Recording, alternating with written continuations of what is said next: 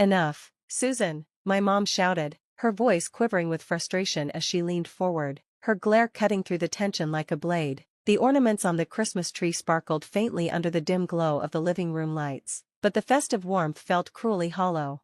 I sat frozen, my hands gripping my lap, trying to quell the anger rising inside me.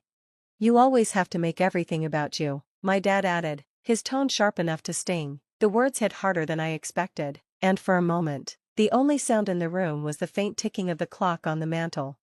My name is Susan Blanchard. I was 32 years old then, and this was Christmas Eve in the late 1970s, a time when families like ours in rural Illinois depended on one another. Our family farm, passed down for generations, was struggling to stay afloat. Years earlier, I'd moved to Chicago to become a lawyer, a choice my parents still saw as a betrayal of our roots. Meanwhile, my older brother Jake stayed behind, running the farm and basking in the glow of our parents' constant praise. I didn't resent him for staying, it was how they treated me that stung. No matter what I did, I was always the outsider. Since summer, I'd quietly sent money to the farm's shared account, hoping to help with the mounting bills Jake had mentioned. He'd asked me to keep it between us, insisting it would hurt our parents' pride if they knew. At the time, it made sense. I trusted Jake to handle it, but now, sitting at the table, listening to our parents heap praise on him for sacrificing so much to save the farm, I felt a deep sense of betrayal. Jake's the reason we've been able to keep things going, my mom said, her voice thick with pride. I don't know what we'd do without him. I looked across the room at Jake, expecting some sign of acknowledgement or guilt. Instead, he leaned back in his chair with a smirk, clearly enjoying the spectacle. That was the breaking point. Actually, I said, my voice shaking but loud enough to pierce the chatter, I'm the one who's been sending money, every month since July.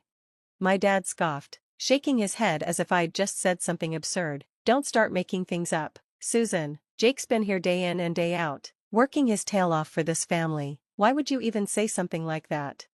The dismissive tone stung more than the words. My mom crossed her arms, her expression cold. Honestly, Susan, it's Christmas. Can we not ruin the evening with your need for attention? Anger and humiliation surged through me. I'm not making it up, I said firmly. I've been depositing money at the Chicago branch of the bank directly into the farm account. Every single deposit came from me. But they weren't listening. My dad waved me off with an exasperated sigh, and my mom turned to Jake, who shrugged, feigning ignorance. The frustration was unbearable. Are you really going to sit there and lie, Jake? I demanded, my voice sharp. You know I've been making those deposits. Jake didn't flinch. He leaned back, his smirk widening. I have no idea what you're talking about, Susan, he said, his tone dripping with false innocence. My blood boiled. Unbelievable, I muttered, shaking my head, but our parents didn't seem to care. My dad sighed heavily, as if I were the one ruining the evening, while my mom cast Jake a sympathetic glance, as though he were the victim.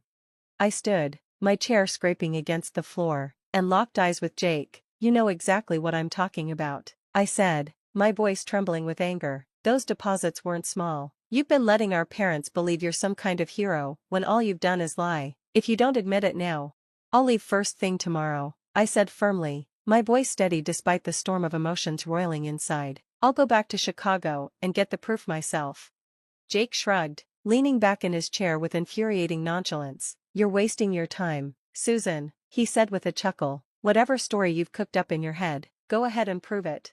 In that moment, I realized Jake didn't think I'd actually follow through. To him, this was just another family argument that would fizzle out, one where I'd eventually back down, letting him win like always. His smirk said it all. He thought I was too afraid of the fallout to take action. But that smirk only fueled my determination. I wasn't going to let him get away with this, not this time. He'd lied, taken advantage of me, and soaked up our parents' praise while treating my contributions like they didn't exist. I wasn't staying silent. The next morning, I packed my bags, unable to endure another moment in that house. When I told my parents I was leaving, my mom sighed, her voice heavy with disapproval. It's Christmas, Susan, she said, as if I were the one ruining everything. My dad didn't even look up from his coffee. Can't go a single holiday without causing a scene, he muttered. Jake, of course, barely hid his grin, lounging smugly in his chair as though he'd already won. I didn't respond. I wasn't staying, not with everyone acting like I was the problem. I knew the banks were closed, but I didn't care. I needed to get out of there. away from their judgment and his lies. The drive back to Chicago felt endless. The roads were eerily quiet, most people home celebrating with their families. I gripped the steering wheel tightly, the cold winter air seeping into the car, despite the heater working overtime. My thoughts churned, replaying the events of the night before. Jake didn't believe I'd actually do it. He probably thought I'd stew in silence, too intimidated by our parents' blind faith in him to act. But this time was different. I was done being dismissed, done letting him walk all over me. As I passed snow-covered fields and frozen lakes, one thing became certain: I would get the proof, and I would make sure everyone knew the truth. A few days later, when the banks reopened, I went straight to the Chicago branch. The morning was bitterly cold, the kind of cold that stung your skin and made every breath sharp. I stepped inside, the warmth of the bank a welcome relief, and approached the counter. "Good morning," the teller greeted me with a polite smile. "How can I help you today?" I explained, my tone firm but measured, that I needed copies of every deposit I had made to the Blanchard farm account since July. The teller nodded and disappeared into the back. He returned with a thick ledger and a small machine that began printing receipts. One by one, the records emerged, each with my name, the dates, and the amounts clearly listed. When he handed me the stack of receipts, his smile was polite but curious. "Here you go, ma'am. Let us know if there's anything else you need." "Thank you," I said, my hands trembling slightly as I gripped the papers. They weren't just receipts, they were proof, undeniable evidence of Jake's lies. With the stack in hand, I headed back to my car. The roads were still slick from the recent snowstorm, but I didn't care. I needed to get back to the farm.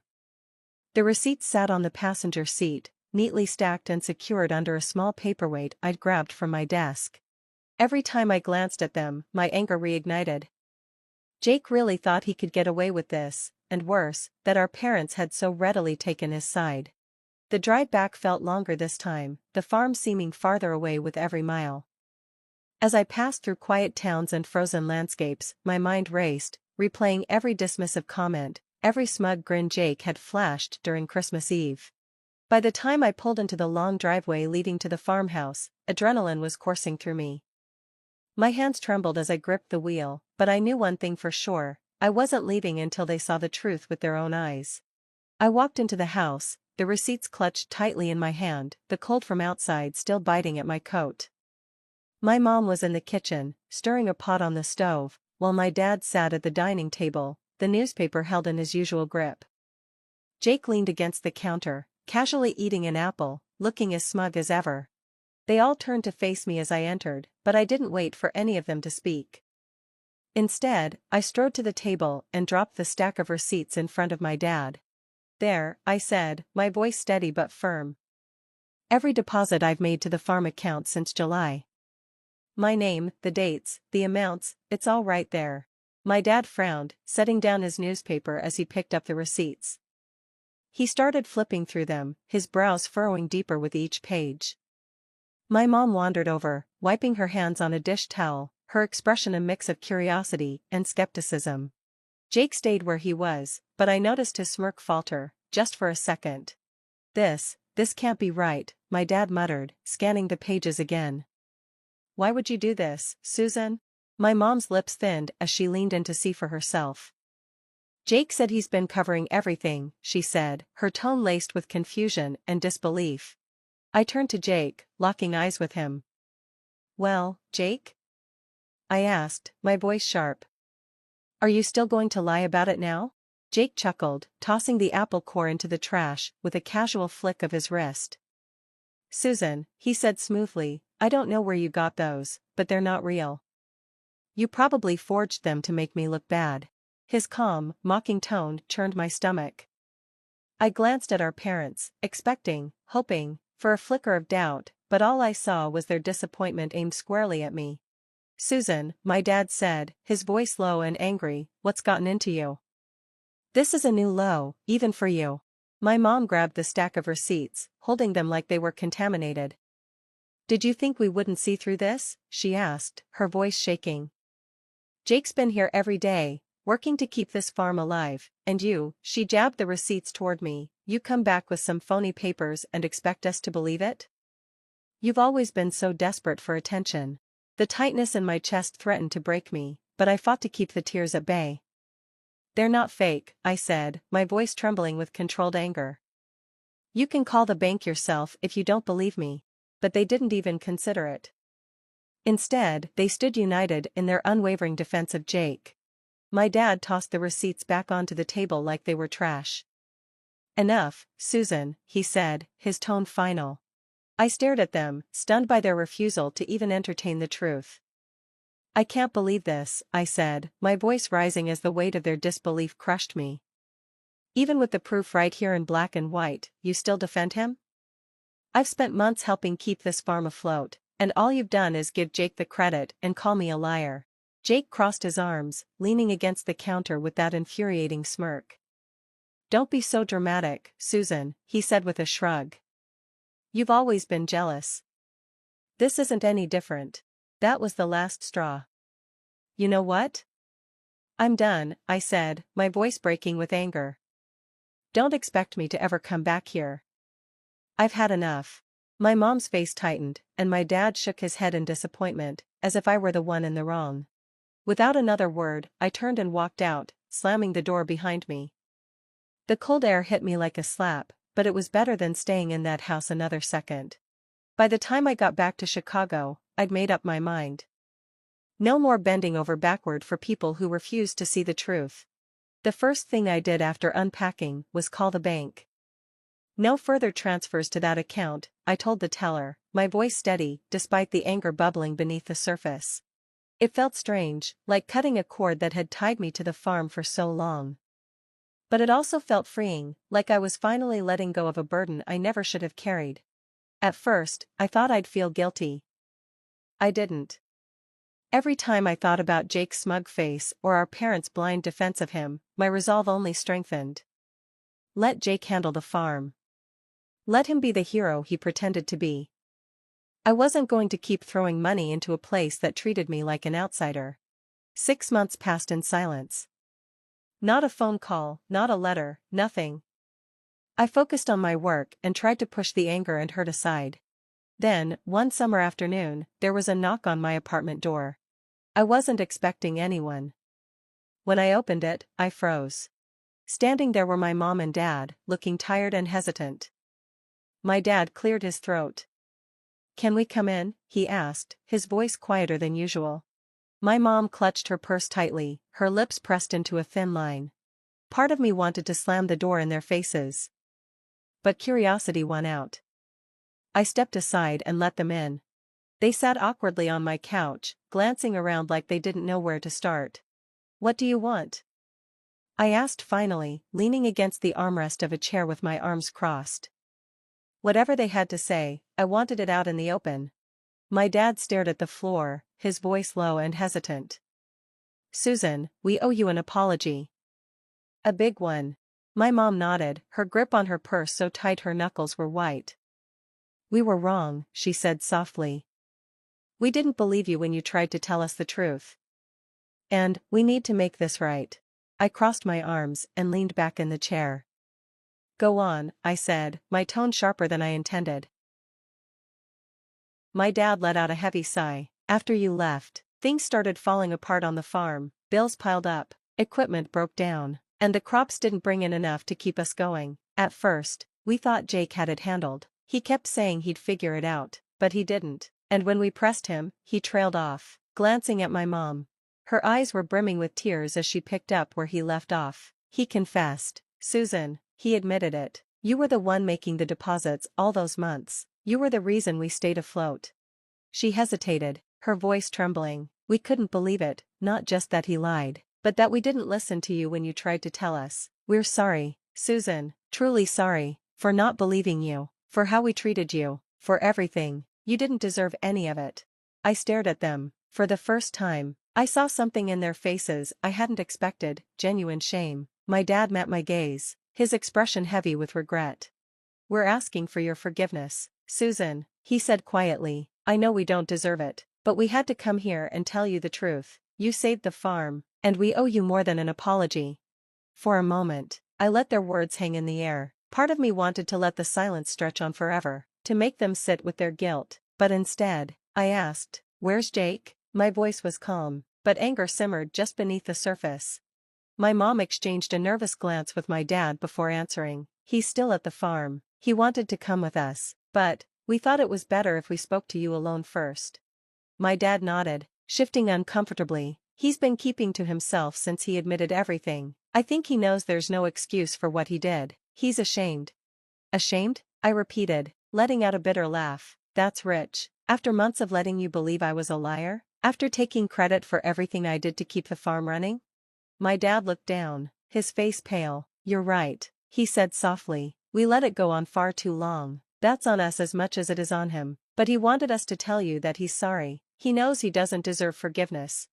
Oh, he wanted you to tell me? I snapped, leaning forward. Are you serious? You're still protecting him. Even now, he should be here, apologizing to my face. You should have forced him to come. My voice echoed through the small apartment, and I saw the shock on their faces, but I didn't care. I was done tiptoeing around their favoritism. My mom opened her mouth, but I cut her off. Do you even hear yourselves? He lies, manipulates, and twists everything I did into some heroic story for himself. And now, when it's time to take responsibility, you're still shielding him? What? He's too embarrassed to face me, so you're here cleaning up his mess? Do you realize how insane that sounds? My dad shifted uncomfortably, gripping his knees. We thought this would be easier for everyone, he muttered. Easier for who? I shot back. For Jake? For you? Because it sure as hell isn't easier for me. Neither of them had a response. My mom looked down at her hands, nervously twisting the strap of her purse, while my dad stared at the floor, his jaw tight. The silence between us stretched, heavy and suffocating, until finally, my dad stood. You're right, he said quietly, not meeting my eyes. We should have brought him. We should have made him face you. I don't know why we didn't. Maybe because we've been making excuses for him for so long. It's just what we do. My mom followed his lead, clutching her purse to her chest. She looked at me with watery eyes, her voice barely above a whisper. We're sorry, Susan. You deserved better from all of us. Without waiting for a response, they walked toward the door. My dad opened it, pausing for a moment to glance back at me, his face filled with regret. Then they were gone, the door clicking shut behind them.